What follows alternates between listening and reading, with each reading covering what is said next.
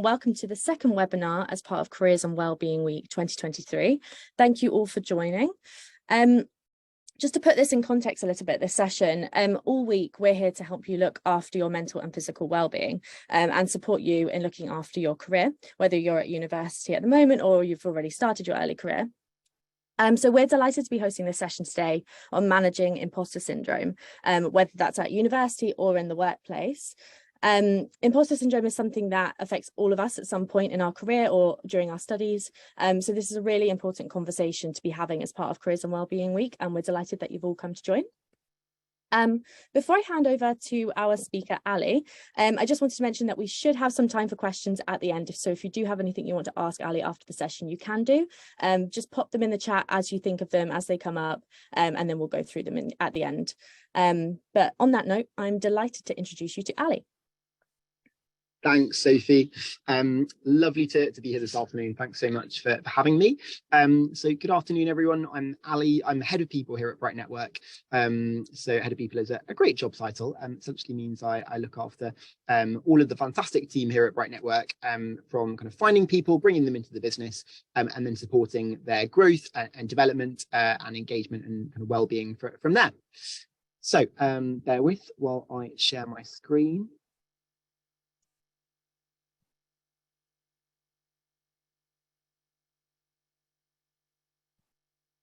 So hopefully you can all see that. Okay.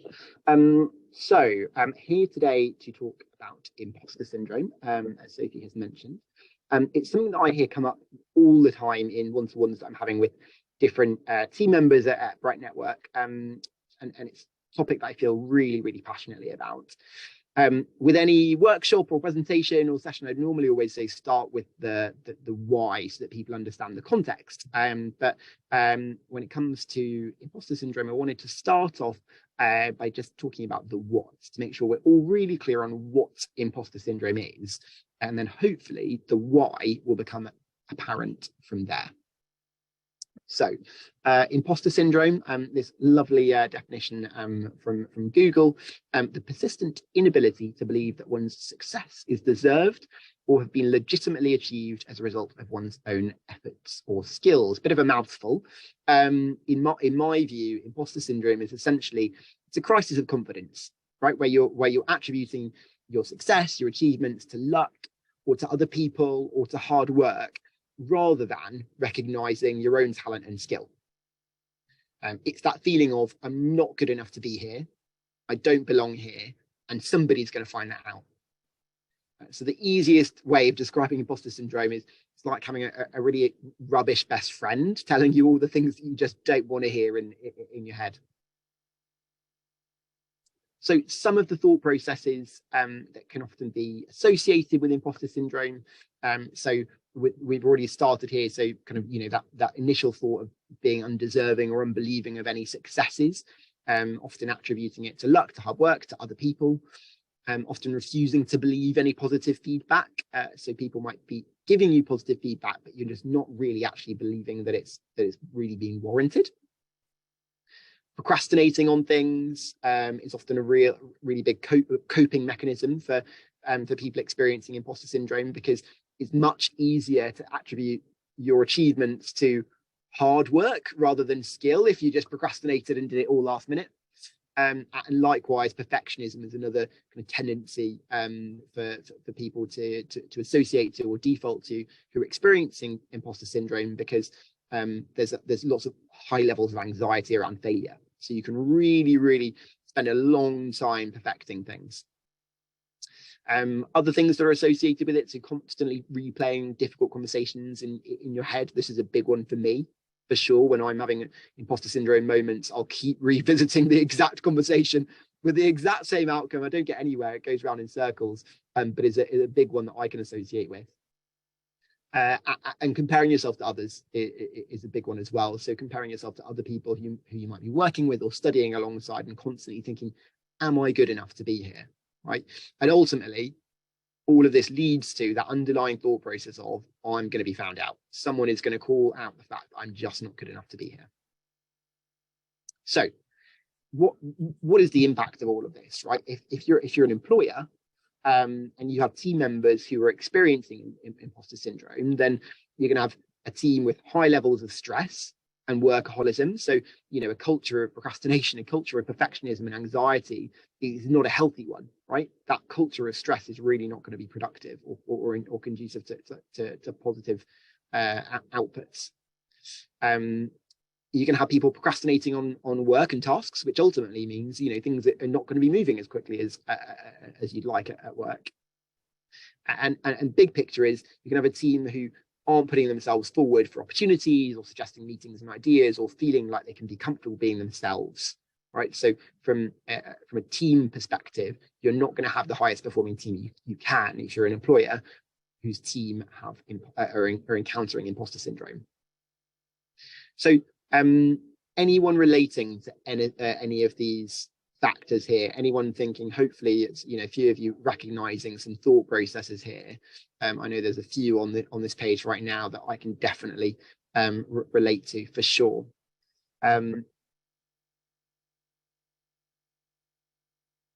So in fact, it's estimated that 70% of people will experience imposter syndrome at least once in their lifetime.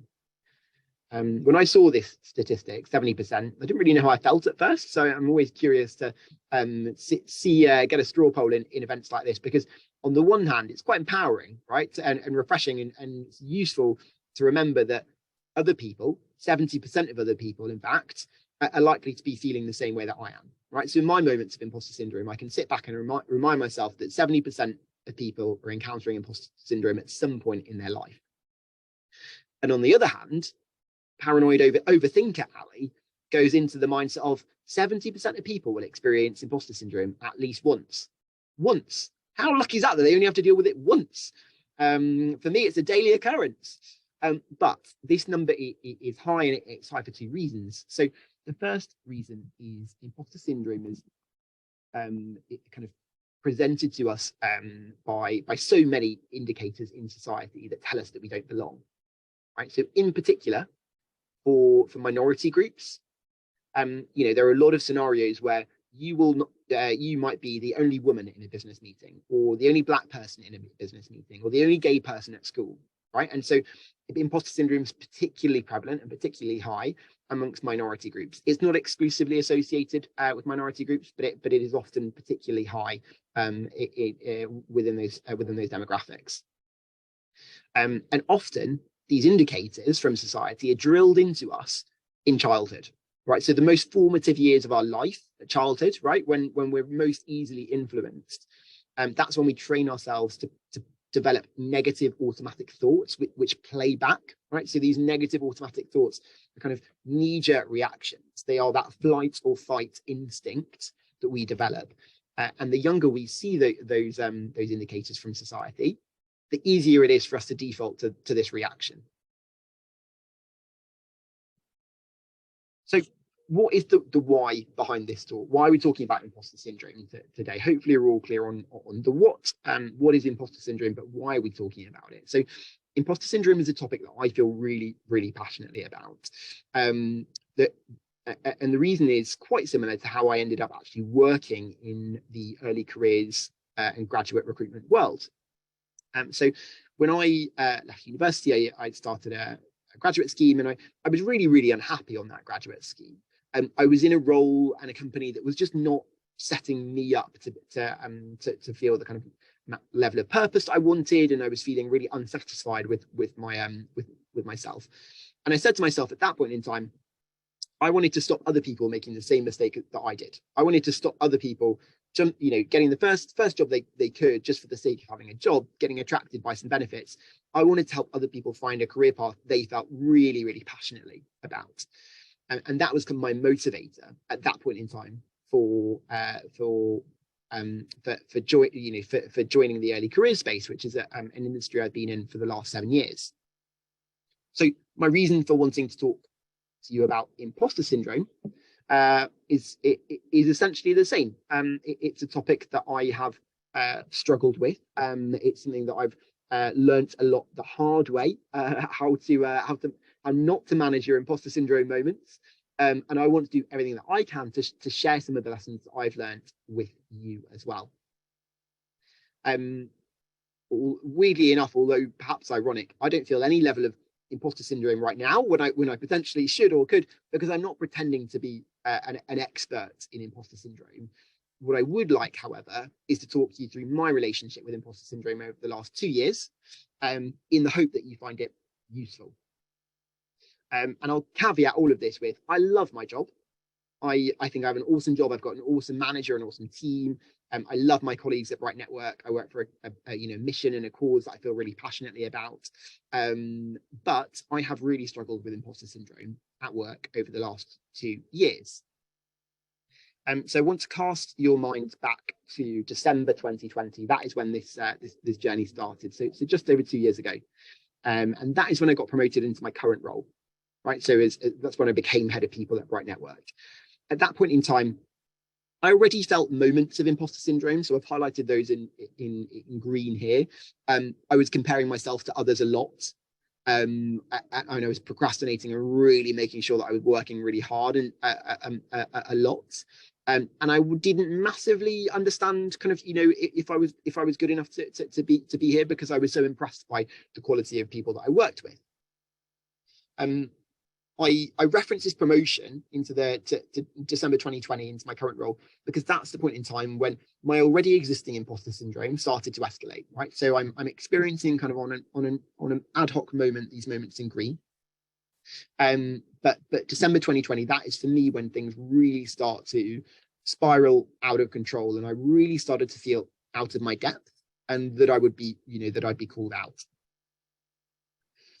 Any positive feedback, I just refused to believe, and it actually fueled that sensation even further. So anytime I got some positive feedback, it just made me think, oh, but I'm fooling people. I'm really fooling people into thinking I know what I'm doing. And that feeling of being called out really started to grow. So you'll see more and more of these boxes and thought processes kind of being highlighted as we go through this journey. And there's one point in time quite soon after that I look back on and remember as being quite influential in my journey with imposter syndrome. So just after I was promoted, I was asked to put together a kind of people strategy for the next financial year. To which my thought process was, I've never written a people strategy before. I'm already unqualified for this job. I already don't know what I'm doing. And now I'm about to have to expose myself in front of all of the leadership team for pretending that I know what I'm doing, putting together this strategy. But I ignore those thoughts. I don't deal with them. I don't recognize them for what they are, which is imposter syndrome. And I plow on. Right? I plow on. I deliver the presentation, and I go into that presentation thinking the worst, thinking this is the moment I'm going to get unveiled as an absolute failure, an imposter. I'm going to get fired. This is the moment when I really, get revealed and uncovered.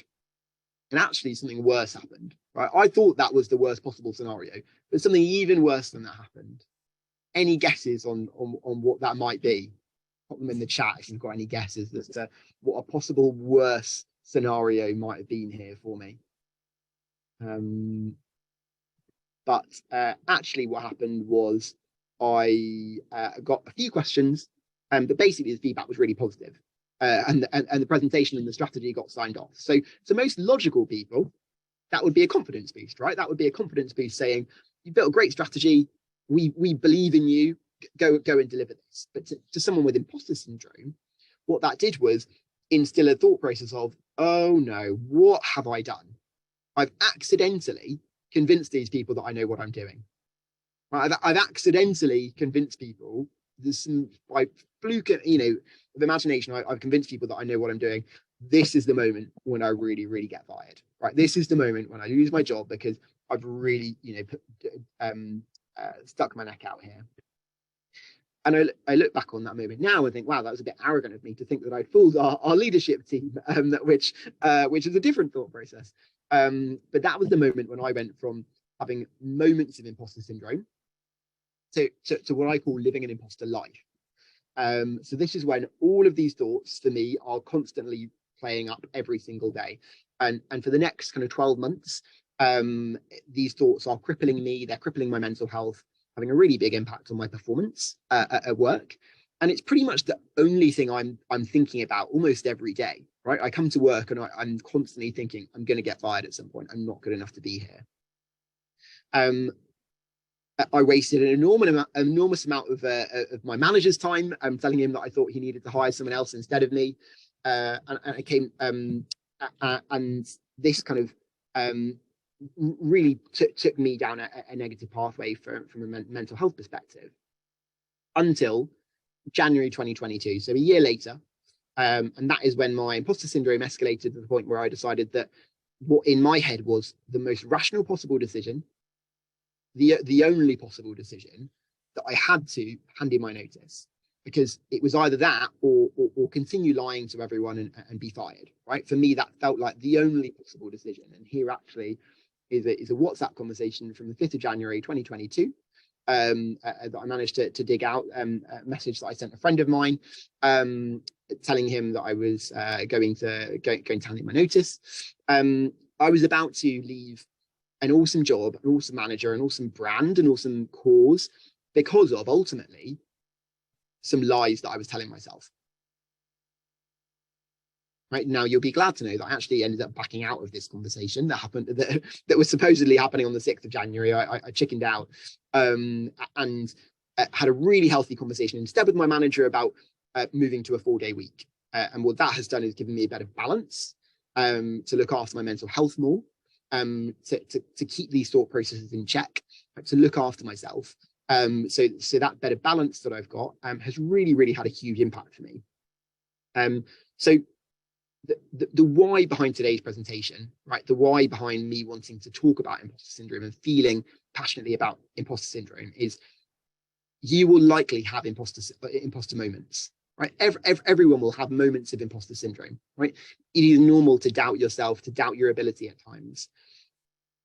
And I want to make sure that you are all better equipped to deal with those moments than I was, in the hope that you can manage those imposter syndrome moments so they don't escalate into an imposter life.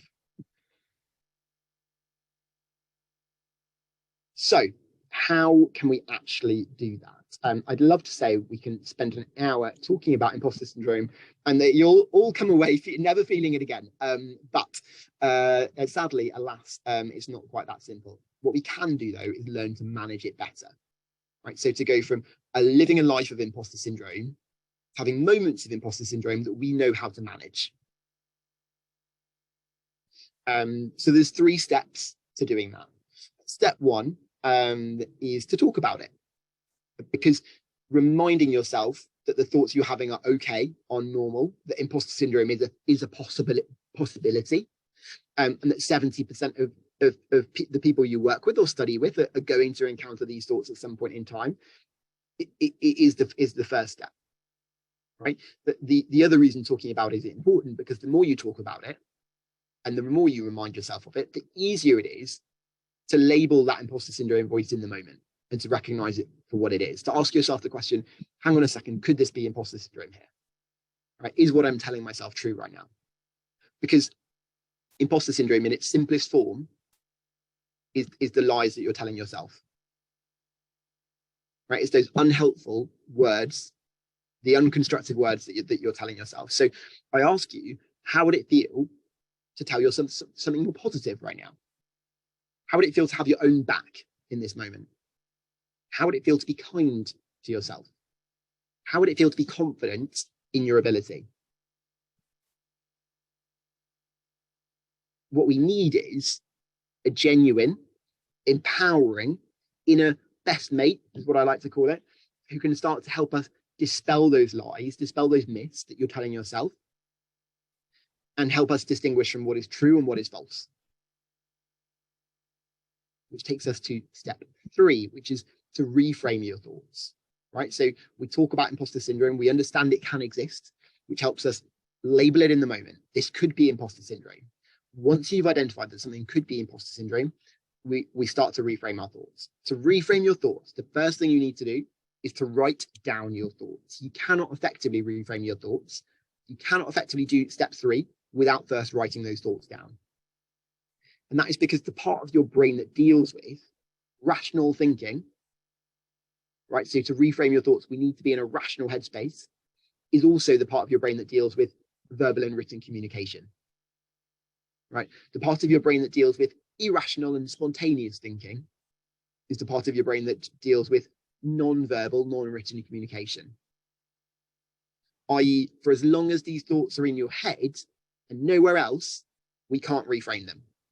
The moment we've written them down, we can begin to reframe those thoughts. So what does reframing those thoughts actually mean? There are 3 questions you can ask yourself to reframe your thoughts once you've written them down. So the first one, is this statement true or false? Imposter syndrome is nothing more, nothing less than the words we're telling ourselves. So first up, we need to identify, are those words true or are those words false? Right? And to start with, all we're going to do is identify, are these words true or are these words false? Secondly, who is telling me this? Right, we need to ask ourselves, who is telling me this statement? Imposter syndrome is nothing more, nothing less than the words we're telling ourselves. What we need to do is identify that this is self-talk, right? So back to that thought process earlier, how would it feel to tell ourselves something more positive? Let's give that a go, right? And once we realize that it's ourselves telling us these thoughts, that's when we can move on to question 3, which is, what would I prefer to tell myself? Once we've identified the true statements that we're telling ourselves, we can begin to identify what we would prefer to tell ourselves. What would be a more empowering thought right now? What would my best mate tell me right now? What do I need to hear to change my perspective on the situation? What is a different way of looking at this problem? How can I get out of this headspace? Right, those are some of the questions you can ask yourself to help you reframe your thoughts. So what we're going to do now is work through an example together. So simple way that a thought process might start is, I had no idea what was going on in that meeting or that seminar. Everyone else's ideas were so good. I'm so embarrassed I couldn't contribute. Right? That's a really easy and simple place imposter syndrome might start. It might escalate to, everyone else must think I'm an idiot for not being able to contribute in that seminar or that meeting. Right? See how simple that first thought process might be. The first meeting that you have. Second time, that thought process could expedite and escalate further and evolve. Everyone else at this company or on my course is so talented, I have no idea how I'm here. Right, so 3 meetings later, 3 seminars later, where you're feeling out of your comfort zone, out of your depth, feeling like you're not belonging, our thought process is really evolving here. Right, you're following how this is really evolving quite far from what that initial thought process was, but it's a really slippery slope. The 4th time we come out of that meeting, we might think, I don't belong here. I am not good enough to be here. Right, 4 weeks in a row, 4 days in a row, however many meetings this is, escalation is continuing. And that might kind of culminate in, I'm rubbish at my job. I'm rubbish at my degree. When is someone going to realize that? This is a really unconstructive way that our thought process might evolve over time. So I want to work through these now together, and feel free to pop in the chat as we go through these. As we look at statement number 1, is this true or is this false? I had no idea what was going on in that meeting. Everyone else's ideas were so good, I'm embarrassed I couldn't contribute. So in my opinion, this is a false statement. Right, and there's a couple of reasons why. I had no idea what was going on in that meeting. Well, you must have had some idea, right? If we're looking at a scale of 0 to 100, no idea implies you were on that 0 on that scale, right? In fact, what you may have understood is about 30% of that module or 30% of that meeting, but that is different to not understanding any of it. So it's still okay to acknowledge that you didn't understand all of it, but what is true about this statement is that you did understand something in that meeting. So it's okay to feel embarrassed that you couldn't contribute, but let's really hone in on that finite statement of no idea, because that is false. Second statement, everyone else must think I'm an idiot for not being able to contribute in that seminar. again, two words that we need to hone in on here: everyone and must. Right? There is no reason why everyone else must think you're an idiot. Has anyone told you that? What are the chances that everyone else thinks that? The fact is, one person may have left that meeting thinking that, but if they didn't tell you, how will you know? And the reality is that those people were likely not thinking about you, and were probably thinking about themselves, right? More likely.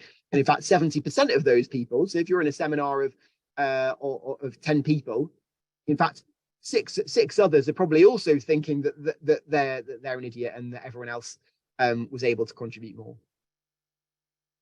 So this one is also false, because we're imparting our thoughts on other people.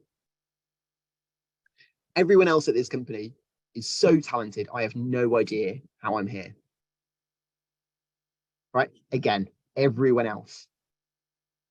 Everyone else might be talented, but is everyone? How are you qualifying so talented? How are you quantifying so talented? And no idea how you're here? None at all. Right? There's a couple of key words there that we can really identify as challenging. That said, this is also a thought process and opinion which is entirely yours, right? So it's okay to have these thoughts, and it's okay to have this opinion. So this third statement here, I'd say could be true or could be false, right? It depends. It could be either, and that's also okay, right? What we're not expecting is all of your self-talk to be entirely false. There will be some truths in it, and I'd say this third statement here could be either. Statement number 4, I don't belong here. I'm not good enough to be here. Well, you are here. You were either hired or interviewed or applied and got through a recruitment or an application process, and you are. And that process is exactly the same that everyone else went through. So you are good enough to be here. I'm rubbish at my job. I'm rubbish at my degree. When is someone going to realize that? The truth again here is that if you were rubbish, you probably wouldn't be there. You are still there. So let's focus on that. So in my opinion, statements 1, 2, 4, and 5 are false. Statement 3 could be either. I've labeled it here as true, but it could be false, and it depends, right? This is up to you to scrutinize your own opinion. Who is telling us each of these statements? So if we read back over these, is anyone actually telling us we're an idiot? Is anyone actually telling you that you don't belong? Is anyone actually saying that your contributions weren't good enough? Or is this self-talk? Because in my opinion, this is all self-talk.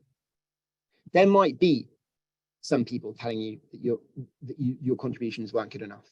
A lecturer may have given you constructive feedback afterwards, right? A boss might have given you constructive feedback, but that is different to the self-talk, right? And what we're doing here is focusing on the self-talk and the imposter syndrome in your thoughts. That's all we're focusing on right now. So what would be a reframed thought that we could look at? So this first statement, I had no idea what was going on in that meeting or seminar, and everyone else's ideas were so good, I'm embarrassed I couldn't contribute. Have a think about what a reframed thought could look like here. What would a more empowering version of this statement be? What would my best friend tell me in this scenario? So I've got a suggestion for you. There were parts of that meeting that I didn't understand. There were parts of that meeting that I did not understand. I should probably brush up on those so I can contribute in the future. How can I do that? Let's turn it into an action. Let's turn it into a question. Let's think about what we can do moving forward, right? Remember, there is always tomorrow. There is always moving forward. Everyone else must think I'm an idiot for not being able to contribute in that meeting. So what would a more empowering version of this statement be? How about, it's great to be surrounded by people who don't make you feel silly if you don't know something, and you can ask the questions if you need to, right? No one's actually told you you're an idiot. No one's actually told you that your contributions weren't good enough. So how great is that you're surrounded by people who don't make you feel like that? there would be some environments where you would be surrounded by people like that, right? So it's great and refreshing and to remind ourselves of the positives. Everyone else at this company or on my course is so talented. I have no idea how I'm here. What could a reframed thought look like here? So if I was offering this advice to my best friend, I might say, everyone else at this company is so talented. Everyone else on my course is so talented. I'm so lucky I can learn from so many talented people. Let's reframe this thought and look at it through a different lens, right? There is a positive stance here. I don't belong here. I'm not good enough to be here. What would I tell my best friend if they were thinking this? I went through the same interview process as everyone else. I went through the same application process as everyone else. I must belong here. Right? Some science, some objectivity, some rigor and assessment went into an interview or application process. That means I must belong here, right? I've been told I belong here by the interviewer, by the admissions department. And last but not least, I'm rubbish at my job. I'm rubbish at my degree. When is someone going to realize that? How about I'm worried about my performance? Who can I get feedback from to clarify how I'm doing? The last time I ran this session, someone offered a suggestion of a reframed thought, something along the lines of, I'm struggling, but I'm so proud of myself that I haven't given up. And I loved that one. I love that as a reframed thought, right? It's acknowledging I am struggling. I'm not pretending that I'm not, but I'm really proud of myself for not having given up. I actually preferred that to the reframed thought that I had come up with here. So I wanted to offer that as an alternative suggestion that came up last time. So what you've got here is a few examples of what some of those reframed thoughts could look like for you. Right. So next time you're in that imposter syndrome moment, you can write down what that thought process is and how it evolves. Right. So you might have 3 or 4 bullet points. It's unlikely that there's just one thought process. It's probably a few different statements. Right. So let's write them all down. And let's ask ourselves, is this true or is this false? Who is telling me this? What could a reframed thought look like? So this is an exercise that you can take away. You might want to do this immediately after this call and reflect on a moment in the past. Or you might want to keep this on hand for the next time that you encounter this at university or at work. It doesn't always need to be a professional or an academic scenario. The last time I had a moment of imposter syndrome was a couple of weeks ago. Someone sent me a WhatsApp message inviting me to a party, and I assumed they'd messaged me accidentally. Right, so that was the last time I had a moment of imposter syndrome where I didn't think I belonged. Wasn't professional or academic, so it can happen in all walks of life. So this is an exercise here that you can take away. Identify a moment that might have instigated some thoughts of imposter syndrome. Write down your thought process. Remember, that might not just be one thought, right? That might be a few different statements. How did that evolve over time? And let's identify what was true or false. Who was telling you this information? And what would a more empowering thought process look like? So if you take that away, if you talk about it, label it, and reframe your thoughts, just as we've done there, what you can do is train yourself to replace those negative automatic thoughts with what I like to call positive empowering thoughts, right? So NATs and PETs. NATs is the negative automatic thoughts and PETs is the positive empowering thoughts. So we replace our NATs with PETs.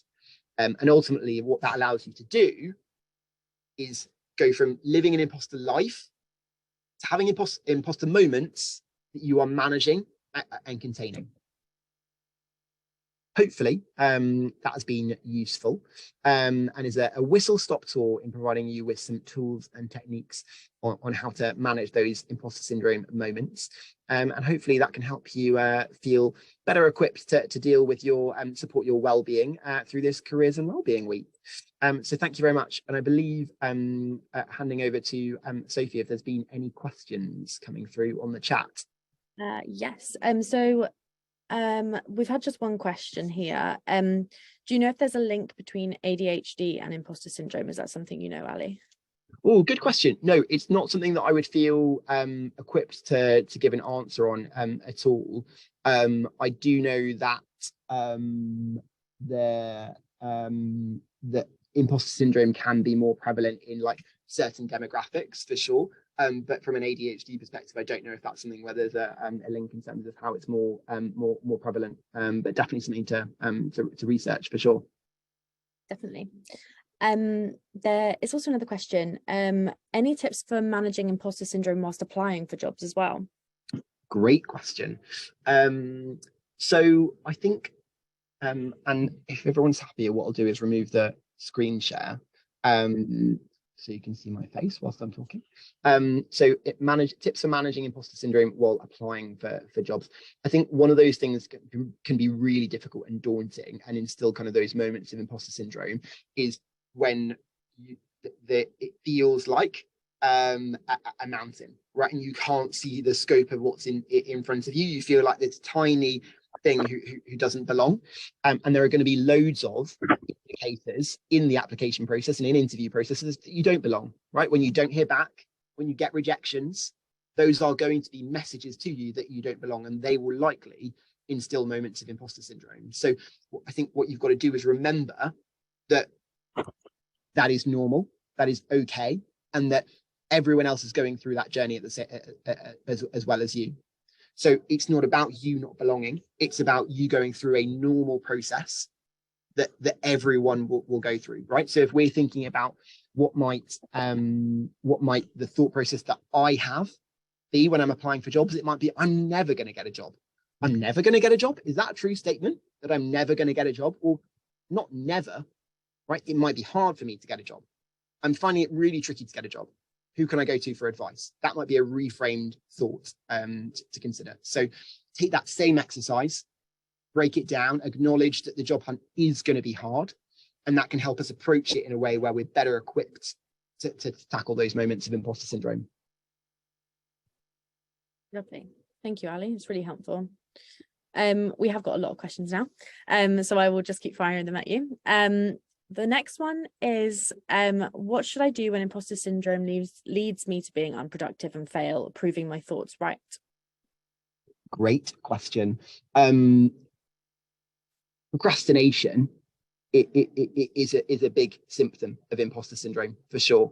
It's one of the ones that I called out quite early on in that deck, if you remember, is one of the things that really impacts me in a lot of ways. With imposter syndrome, it's definitely something which I can relate to. So I think if you recognize that imposter syndrome is leading to procrastination and unproductivity, then the positive there is I recognized a potential downfall, right? I recognize the obstacle. So you can now start to reframe that, right? So instead of the negative thought, which might be, I'm proving myself right here because I'm not good enough, because I'm unproductive. Actually, what is the reframe thought here? I've identified the biggest challenge for me. So who can I go to and speak to about overcoming that challenge, right? So what you might want to do if that's procrastination in the application process is start goal setting. How many applications are you going to make a week, right? Or if it's procrastination at work, start seeking support from your manager or communicating about that challenge with a colleague or a peer, so that you're turning your challenge into an action by reframing that thought. Great. Thank you, Ali. And hopefully that answers your question there as well. The next question is a really interesting one. Do you think there is a link between social media and imposter syndrome in young people? Definitely. There must be, right? And I think one of the big things that we talk about with with social media at all is comparison, right? Comparison is the thief of joy, is a phrase that comes up a lot. And it's so easy to only focus on the positives, right? I could say some definitely like false statements about things I see on social media that I wouldn't identify as false in the moment, right? I'm really everyone's going on amazing holidays, everyone's loving their work, everyone's got so many friends. Those are statements which, if I really scrutinize, might not be true statements, right? But are reinforcing that message. So they're statistically, I don't know, but I'm sure on a personal level that there is a link between social media and imposter syndrome, which is probably why it's more prevalent and more talked about, right? In our generations, because of social media. So let's reframe that thought. There's a positive, right? Like the negative is that I'm potentially getting more likely to be impacted by imposter syndrome because of social media. The positive is my friends are on social media too, so there's probably other people experiencing this thought process as well, right? So there is a positive to look for. Sometimes it's not so apparent. Sometimes we do have to hunt for that positive, but asking for, looking at that from a different lens or a different perspective is often useful. Great. Thank you, Ali. Yeah, I think it does come down to the social media. Obviously, you do compare yourselves to others very easily. It kind of leads to the next question, which is how do you stop comparing yourself to others around you, even if objectively everyone else or most people are doing better, in a better position than you, or in a better headspace? I guess you've kind of covered that, but do you have anything to add to that, Ali? Yeah, I think that's a really good point, right? And what I've focused on today is like, let's only focus on the truths. Let's only focus. But the reality is sometimes there are going to be truths there that are hard to hear, right? Sometimes you will have a friend who has progressed quicker than you at work, right? Or a friend who is scored better than you on their dissertation, or you might have scored lowest in your class in a particular seminar, right? So the reality is sometimes those statements that we've just run through are going to be true. So how do we pick ourselves up in those moments and setbacks? So part of that is focusing on the reframed thoughts. That can help us with the false statements. But what we've then done is eliminate a lot of the distractions, right? So we can then really focus in on one or two challenges that we need to, which are those truths, right? So rather than thinking, I've got loads of problems and loads of challenges to overcome, what we're doing now is focusing on that one challenge, right? Which is I scored lowest on my class on this particular essay, or I failed this one particular module, or I got rejected from this one particular company that I wanted to, right? So it's breaking those challenges down into simpler things that feel more either more digestible or more easily overcome. Great advice, thank you. I guess kind of along those lines, there's one question here, which is, what are your tips for managing imposter syndrome when you've been told by your supervisor that you're not up for the job you're in? So more of a specific case, that one. Yeah, exactly. So that kind of really stems onto the fact that, look, there will be times where we've just gone through, like, hopefully most of those things are false. Most of those things are self-talk, but there will be times when those things are true, and there will be times where actually we have had messaging from a manager or from a colleague or a peer, right? Doesn't make it true necessarily. We might have heard it, but the first thing to identify is what they have said true, right? Just because someone else is telling us and it's not self-talk doesn't mean it's true, right? So one person's opinion is just that, is one person's opinion. So I think my first piece of advice, first step I'd recommend is, let's sense check that with someone else, right? Let's get some more feedback, right? And we might have had some really hard-hitting feedback from your manager or supervisor at work. Okay, well, let's validate that. Let's sense check that. And feedback, in my opinion, is always much easier to hear when you're the one asking for the feedback. So if you then go to another colleague and say, hey, do you have any feedback on how I performed in that meeting? Or do you have any feedback on the campaign that I prepared? You asking for that feedback immediately puts you in a better mindset and a better headspace to then receive it, because you're getting that feedback on your terms, right? You're also braced that actually there might be some more negative feedback because you've already had some, but at least we're then dealing in facts and objectivity rather than one subjective opinion, right? If what you're realizing is that there is a skills gap, or there is something about work or university which is particularly challenging you, let's identify what that is, right? So if your manager is saying you're not up to this job, why is that? What is the skill that's challenging us right now? Is it copywriting? Is it Microsoft Excel? Is it public speaking? Is it my analysis skills, right? What is the skill that's holding me back? And really focus on something constructive that we can do something about. That isn't always going to be easy, right? Some people are not particularly good at giving feedback, right? So if you feel like you've received feedback which isn't phrased in a constructive or useful or action-oriented way, then ask for more information, right? So you've got a few different steps there. The first is get some feedback from someone else. Second is try to identify what the specific feedback is or the specific skill is. And third is ask for more information. Great. Thank you, Ali. Hopefully that helps. But yeah, I definitely agree, like unpick the situation more as well. That's definitely useful. We've still got loads of questions coming in, and I just want to kind of point out that I know I can see loads of you are kind of commenting to each other's questions and helping each other, which is really nice to see. So yeah, keep bringing the questions in. The next one is, I'm about to start my master's degree in a few months. I'm really scared that I won't belong. Do you have any tips on what I should do except for the exercise you have already shared? Well, firstly, how exciting. Good luck. I am very impressed that you're off to a master's. I think the first thing that I would probably recommend is, how many other people do you know who've completed a master's?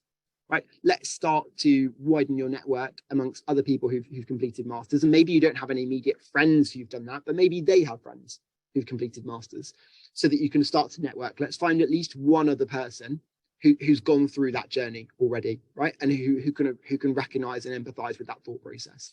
Because right now you're operating in that zone of it's only you, right? And it's much harder to normalize a thought process, or to overcome a fear, or to reframe your thought when you haven't spoken to other people who've also encountered that thought. So if you feel like you're not going to belong because you're going to be in an isolated situation, let's try and find some other people who can relate to that thought process.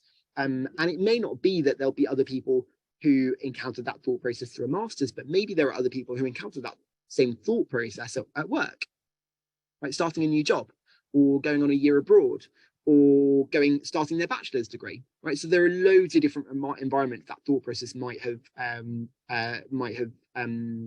come up. So if we can start to identify some other people, we do that step one, which is to talk about it, right? Probably the second action that I'd suggest is, it might be worth doing some more research into what the masters is going to involve, right? Because there are going to be lots of intimidating things about completing that masters, but there are also going to be lots of exciting things. So if right now it feels a little bit nerve-wracking, that's normal. Let's try and normalize that by talking to other people who are experiencing that. But let's also try and find some positives to be looking forward to as well. Remind yourself why you signed up for that masters in the first place, right? There's a motivation there. You've applied, you've taken the initiative to apply, and you've been accepted. That's awesome. I've always thought about doing a master's and never actually got around to it. So you've already trumped me on that one, which is super impressive. So remind yourself why you applied for this in the first place, and see if we can hone in on something to look forward to and be excited about. Great, thank you, Ali. And yeah, I just want to echo what Ali's just said. But first of all, congratulations, but also just remember that everyone is probably feeling the exact same thing as you. So cool. The next one is obviously the process that you've kind of that thought process that you've shared, Ali. How do you manage imposter syndrome thoughts when they come very fast? Like, is there a quick way of doing it, or does it kind of take time to get into the habit of it? Yeah, great question. It's unlikely that possible, but unlikely that you're immediately going to be able to talk about it, label it, and reframe all of those thoughts. Step one, let's just focus on reminding yourself that imposter syndrome exists, right? And just tell yourself this could be imposter syndrome, right? That's all we need to do as step one. So if it feels too intimidating and too big a jump to suddenly manage all of those thoughts and reframe all of those thoughts where they're coming so thick and fast, let's just break it down to one simple step, one simple action, which is I want you to tell yourself out loud, this could be imposter syndrome, right? Verbalizing it immediately moves it into that rational thought process space, right, where we can start to rationalize it. You'll do that a few times. You might do that 5-6 times. Then you might say, actually, I'm going to attempt to reframe these thoughts after doing that a few different times. But if we can just start by breaking it down to that very first action, the whole thing will feel much simpler. Perfect. Yeah, definitely agree. Thank you. I'll see more messages coming through. The next one is actually a really interesting question. To overcome imposter syndrome, is there a side effect if we keep focusing on the positive while paying less attention to the failures? How do you balance them both? Great question. And many of you might have heard of like a growth mindset, right? The term, I'm sure that's come up in some of the different webinars that you'll have participated in and different modules. Growth mindset acknowledges that we will fail and that we can learn from those failures and learn from those mistakes, and that is normal and we can continuously improve. So it's not about only focusing on the positives and ignoring the failures, right? If we remember those reframed thoughts, they're not pretending those failures don't exist. They're reframing those failures, and is there a more positive way at looking at this situation, right? So I think one of those reframed thoughts was, I found that module hard, or I found that tricky. What can I do to brush up on that? Right? That's not forgetting the challenge. That's not ignoring the negative. That's just finding a different way to frame it. So this isn't about pretending that negatives don't exist. They do, but we can learn from them and we can overcome them and we can do something about them. Thank you, Ali. I think we've got time for one final question, if that's okay. So this one is, I feel when I'm in my head, I spiral, even if I'm reframing thoughts. Have you built any habits along with the reframing of your mindset that you'd recommend, like meditation or journaling, or just going outside to take a mental break? I think this one fits quite nicely with what we're doing this week and promoting well-being. So do you have any tips in that regard, Ali? Yes. There's loads of things I've tried that haven't worked. And I think the best thing is, best advice I can give you is to keep experimenting. I tried journaling and I really got obsessed with the idea that I was like, journaling is going to solve all of my issues. And I just found it really hard to get into the routine and rhythm of it. And it just wasn't quite right for me, even though I love and feel massively passionately about it as a concept. And I do love it when I enjoy it. It's not the right thing for me on the regular basis because I struggle to get into the habit of it. That said, there are other things which really work well for me. So I've identified that there are two factors that can be big contributors to my well-being and therefore how easy I find to keep in a healthy thought process. And one is sleep. If I have not slept properly, I find it really, really difficult. So being much more structured with my sleep and kind of rigorous with my sleep routine. And the second is exercise. I try and exercise in the mornings. I am not a morning person at all, but I try my hardest. I get up, I sign up to classes and I go because of how structured I feel afterwards, right? I've got away all the cobwebs and I've got away all the cobwebs from my mind and body, and feel much more able to really like focus in the day. So I've experimented, and what I would encourage is, like, rather than saying this is one thing that I do that works for me, is experiment with a few things, right? And even if there are things that you really like might rule out, like I never, 2 years ago, I never would have considered myself a morning person ever, right? And now I'm up by 6 a.m. most days because I've worked out that is a routine that really helps me. I wouldn't say that's what will help you because you've got to work out what's going to work for you. Journaling, meditation, diarizing, things like a walk can be really useful. Like sometimes it can be really tricky to concentrate and keep your mind like all day. So diarizing a walk to get a break from the screen can be helpful. Exercise routine, even as things as simple as looking after your nutrition and making sure you're drinking enough, your physical health can be really useful. But what I'd mainly recommend is keep trying different things, right? Don't be afraid to try different things that you might naturally not think that they'd be something that would be right for you, but try them anyway. Great. Thank you, Ali. But yeah, I think something that works for me, just adding to that, is going for walks. I think whether you're studying or if you're in work, you do spend a lot of time behind a screen and you don't really go outside that much. So taking that time, as Ali said, to go for a walk, take a break, I think is really, really key. But yeah, try loads of different things and let us know what works for you. But that is all we have time for. So A huge thank you, Ali, for such an incredible session. Hopefully everyone is feeling really confident on how to manage imposter syndrome and start reframing thoughts. Hopefully you've got some really fantastic tools that you can take away from this. I have had a few questions about whether the session is being recorded, and it is.